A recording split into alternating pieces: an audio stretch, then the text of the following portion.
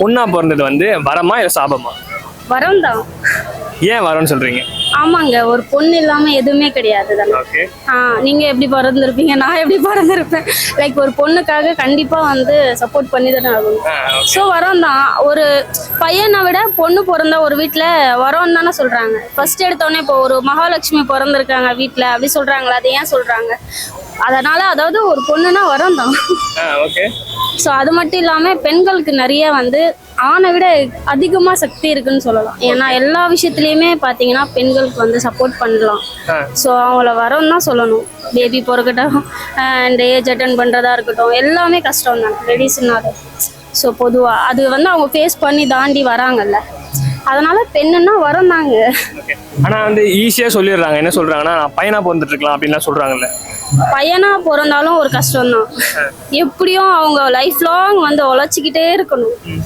So பொண்ணா பிறந்தாலும் கஷ்டம் தான், பையனா பிறந்தாலும் கஷ்டம் தான். பட் பையனா பிறக்கணும் அப்படின்னா அது ஏன் அப்படி சொல்றாங்கன்னா, மற்ற இப்போ எங்களுக்கு இருக்கு இல்லையா ப்ராப்ளம்ஸ்.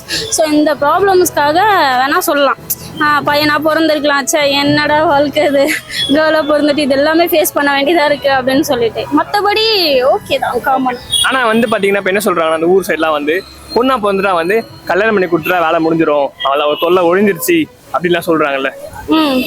அதுக்கு வந்து நான் என்ன சொல்றது, அப்படி நிறைய பேர் சொல்லிட்டு தான் இருக்காங்க. பட் அப்படி சொல்லாதீங்க தயவு செஞ்சு. ஏன்னா ஒரு வீட்டில் ஒரு பெண்ன்றது ஒரு மகாலட்சுமியை விட அதிகமாக பாருங்க. ஏன்னா அவங்க இருக்கிற வரைக்கும் எல்லா ஒரு விதமானது, இப்போ கல்யாணமா இருக்கட்டும், எந்த ஒரு ஃபங்க்ஷன்லயும் பாருங்க பெண்கள் தான் அழகா இருப்பாங்க பாய்ஸை விட.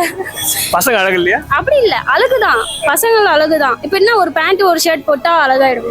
நாங்கள் அதே மாதிரி பேங்கிள்ஸு, ஹேர் கிளிப்பு, இந்த மாதிரி அழகா அவங்கள அழகுபடுத்திட்டே இருப்பாங்க எனி டைமும்.